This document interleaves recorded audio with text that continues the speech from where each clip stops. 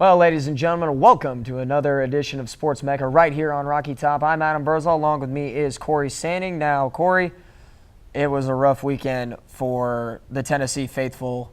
Florida came into Neyland Stadium and left with a huge victory over the Tennessee Volunteers by a, just ridiculous 47-21 score. The Tennessee Volunteers looked atrocious in that game. I felt really, there was a great atmosphere in the air, a lot of fans packed into Neyland, and they just weren't treated to a good show by Tennessee. You hit it right on the head. They were not treated to a good show whatsoever. Tennessee fell behind the 8 ball from the get-go in this game. As you see right here, Florida scored an early touchdown.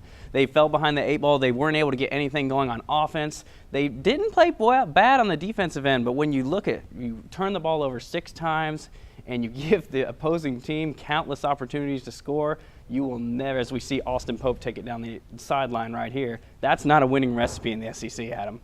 No, Jared Garantano goes 7 for 18 with 164 yards, 2 interceptions, didn't throw a touchdown pass.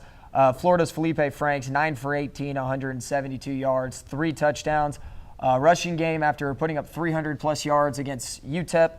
Ty Chandler, 19 carries, 68 yards. Madre London, 11 carries, 69 yards, 1 touchdown. And then Juwan Jennings led the receiving corps, 4 catches for 60 yards. Now, those offensive numbers just really aren't going to get it done.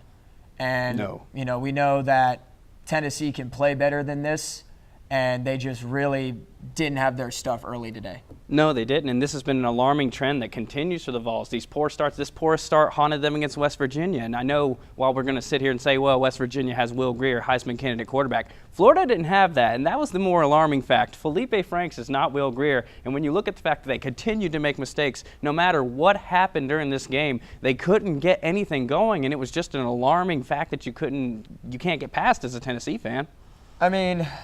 It's really disappointing for the fans because, we all came in with this huge hype around Jeremy Pruitt, this huge hype around Tyson Helton, and the team just isn't performing the way that we thought that we were going to perform. We knew that it was going to be a struggle of a year, but I didn't think it was going to be this bad. And, it's really upsetting for the seniors in the crowd where they have to, unfortunately, where they're going to have to watch this. I still support the team. I think everybody here still supports this team. We're still going to be, 102,000 strong at the end of the day. And I think that's exactly what Jeremy Pruitt wants out of the Tennessee faithful. And speaking of Jeremy Pruitt, we had our own Kelli Mitchell, and he caught up with Coach Pruitt, and let's hear what he had to say. I saw guys that kind of had a look in their eye that were competing. We're doing their best, and that's a good thing.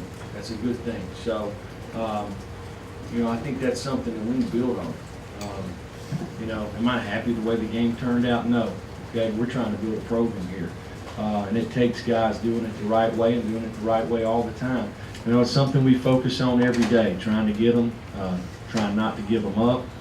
And for us to have success, we need to be on the other side. We need to be in the +4.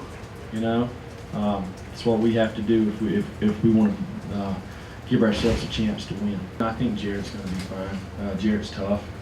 I knew that when I came here. He's learning on the go and he's maturing. I think he's a guy that's going to be a really good quarterback one day. I like the way he's growing into it. But we got to give the guy a chance a little bit. He can't take as many hits when he's not looking. So Coach Pruitt obviously voicing his opinion on, how Tennessee played. First thing that, definitely came to mind is Pruitt still liked the way his guys competed. Yes. Now, do you agree with that? Do you think Tennessee played hard in the game? Well, it's hard to, like I said, he was proud of the way they competed, but it's hard to look back and say you could be happy with these results. Yes, they did seem like they were competing, and yes, they did seem like they cared. But at the end of the day, football is about wins and losses. Tennessee is about gaining W's, and this did not translate to that. Now, while, like I said, we're a rebuilding team, new coach, this wasn't the result that they were looking for. No one expected Florida to hang 47 points on the road, especially given how they've played this season. But when you talk about when he begins to discuss the turnovers, that's what really got to me, because he's talked about this since week 1 of this season, trying to force turnovers, trying to prevent them from happening. That hasn't happened so far, and it's pretty alarming. Yeah, like I said, last week on Sports Mecca, the only way Tennessee is going to win is if they control the turnover battle. And 6 points, 6 turnovers, that just ain't going to get it done. And turnovers are not only that, they're drive killers, because not only did we have that problem, but you set Florida up inside Tennessee territory 3 times in that game. In their own red zone. Exactly. Especially the ones on the kickoff, and then, of course, the tipped interception. Some of those you can't really control. But I think if Tennessee wants to be successful, which at the end of the day, I still have hope for this team. I still think that they could get a couple more wins if they put all the pieces together. You just got to take care of the football. You have to take care of the football. And this isn't a trend that doesn't just translate to the pros. It translates to college as well, especially in the SEC, where you have so many teams that you're going to have to compete with down the road. And you look at it, they averaged only 2.9 yards per carry on the ground. In the SEC, where this is a rough and tumble, this is a downhill conference, Alabama has set the standard for the past few years. That's not going to win games. What do you think of when you look at Tyson Helton's play calling? What do you make of that? Because there were so many times last night where the same trends continued. Run up the gut, screen pass. What do you think of the play calling? Look, I'm a student. I'm not an offensive coordinator. I don't have the answers for Tyson Helton, Jeremy Pruitt, or anybody in Tennessee. But what I do know is predictability. And I know that these defensive coordinators in the SEC, the Georgias, the Floridas, the Alabamas, they're going to be able to figure out, okay, they're going to run it twice, and then they're going to throw a screen pass. Or they're going to run it twice, and then they're going to try a fade route or a post route or a corner route or something like that. You got to mix it up. I've been very disappointed with the play calling. I'm fine with the team not executing. We're a rebuilding team. Yes. I would love to see him execute, but I understand that we're still putting the pieces together. Mm-hmm. But if you want to put these guys in a position to succeed, in a position to make this football team great, then it all starts with the coaching. It all starts with giving them the right tools, the right plays in order to succeed. And the worst thing about it was, like you said, they were actually outgaining Florida the entire game until the very end when Florida broke that last touchdown. This is head-scratching, and like I said, there was not enough. Garantano, obviously not enough time to throw. I'm no defensive specialist, but he had less than 2 seconds on average to throw the football. And while you're going to look at his numbers and say 7 of 18, 164 yards, 2 picks, that's not all on him. The offensive line could be the most critical position in football, because you're not going to move the ball on the ground without an offensive line. You're not going to have time to throw if you don't have an offensive line. So it's something that they're going to have to work on moving forward, but within their next 4 weeks on their schedule, it's going to be tough sledding. So let's go back to Jared Garantano real quick. He got hurt. Keller Chris came in. In my personal opinion, I don't think Chris nor Garantano have impressed me.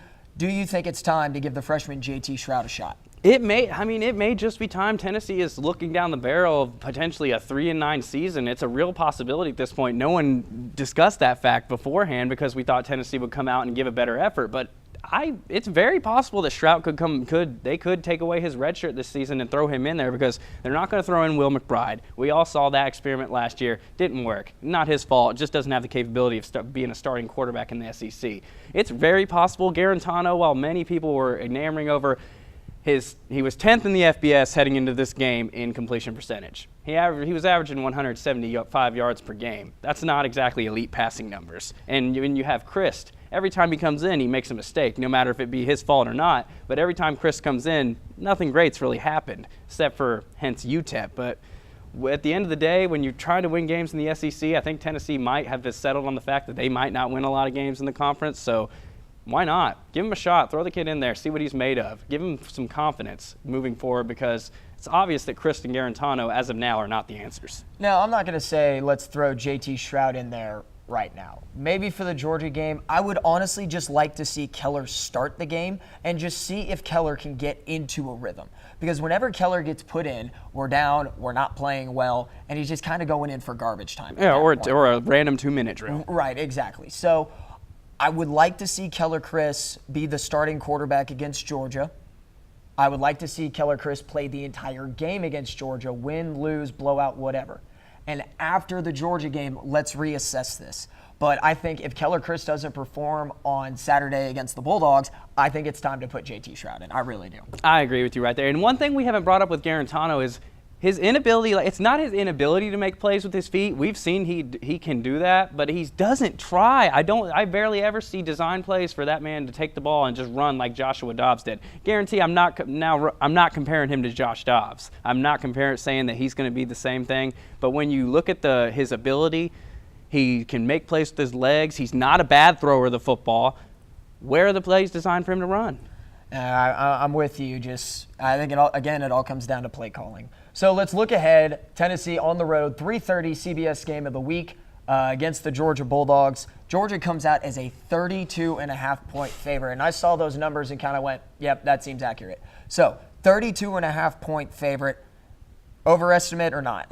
I think it's going to be an underestimate. Honestly, my final prediction for this game, I have Georgia winning handily, 56-7. Tennessee has no shot to come in and win this game. They're going into a stadium filled with hungry fans. This is the number 2 ranked team in the country for a reason, and they're going to stick it to the Vols this coming Saturday. I mean, you've got players like Jake Fromm, Elijah Holyfield, and McCole Hardman.